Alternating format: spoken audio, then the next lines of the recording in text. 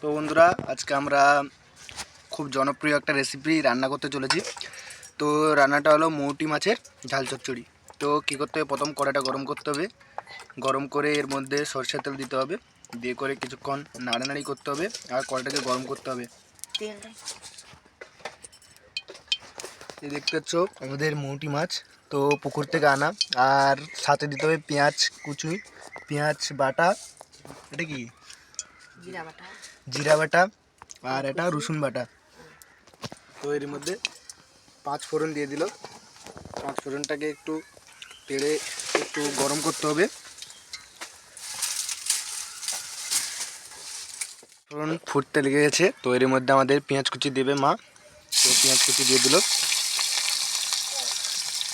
তো পেঁয়াজটা যতক্ষণ না হালকা লাল হয় ততক্ষণ নাড়তে থাকতে হবে। তো আমাদের গ্রাম বাংলায় যেমন রান্না হয় আমরা সেরকমই দেখাচ্ছি। তো গ্রাম বাংলার রান্না যেমন মা ঠাংমারা যেরকম রান্নতো সেরকম স্টাইলে রান্না হচ্ছে। তো খুব পুরনো রান্না, খেতে দুর্দান্ত লাগে।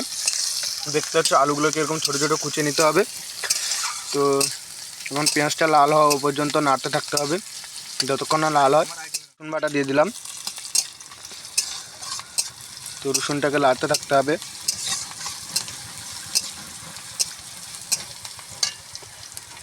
দেখতে তো পেঁয়াজটা লাল হয়ে গেছে। এর মধ্যে আলু কুচি, ছোট ছোট আলুগুলোকে যে কুচি কুচি রেখেছে ওইগুলোকে দিয়ে দেবে। তো দিয়ে দেওয়া হয়েছে।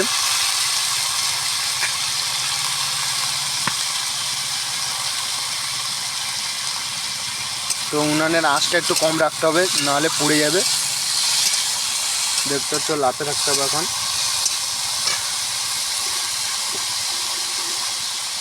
তো দেখতে পাচ্ছ এখন আলুগুলো পুরো ভাজা হয়ে আসছে পরপর। তো এর মধ্যে হালকা করে তো লবণ দিয়ে দেবে। তো লবণ দেওয়া হয়ে গেছে। হালকা করে লবণের পরিমাণ কম ছিল তাই হালকা করে দিয়ে দিচ্ছি আলুটাকে ভাজার জন্য। তো ঢাকনা চাপে দিতে হবে।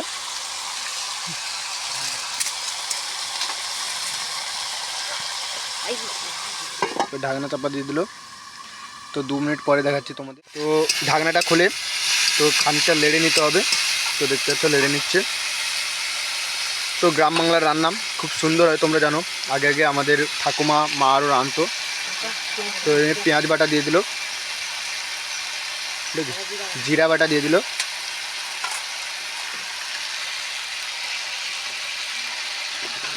তো আর যা যা উপকরণ সেগুলো দিতে হবে।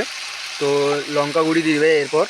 তো লঙ্কা গুঁড়ি দিয়ে দিল। লঙ্কা গুঁড়ি যে যতটা ঝাল খায় সে ততটা পরিমাণ দেবে। তো আমরা কম ঝাল খাই, তো আমরা অল্প করে দিলাম।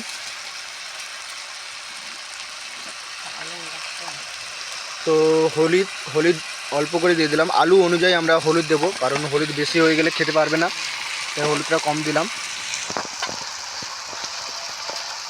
তো হালকা করে তেল দিয়ে দিলাম, তেলটা অল্প করে দিয়ে দিলাম।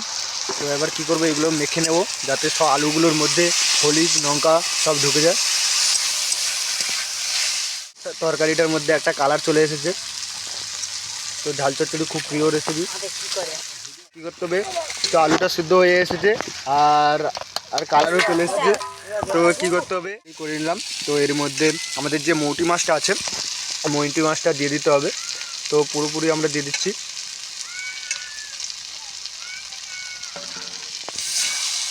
বাস নেড়ে নিতে হবে।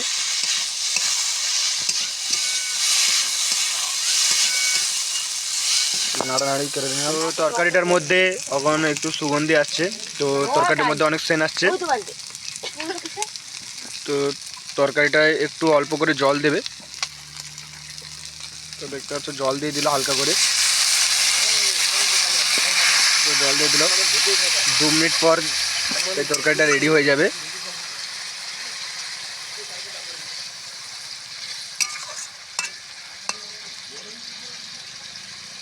তো রান্নাটা প্রায় আমাদের কমপ্লিট হয়ে গেছে। তো রান্নাটা আমরা এর মধ্যে নামিয়ে নেব। তো রান্নাটা কমপ্লিট হয়েছে। তো যারা যারা ভিডিওটি দেখোনি তো ভিডিওটি দেখো আর লাইক কমেন্ট শেয়ার সাবস্ক্রাইব করো। তো আসি নেক্সট ভিডিওতে।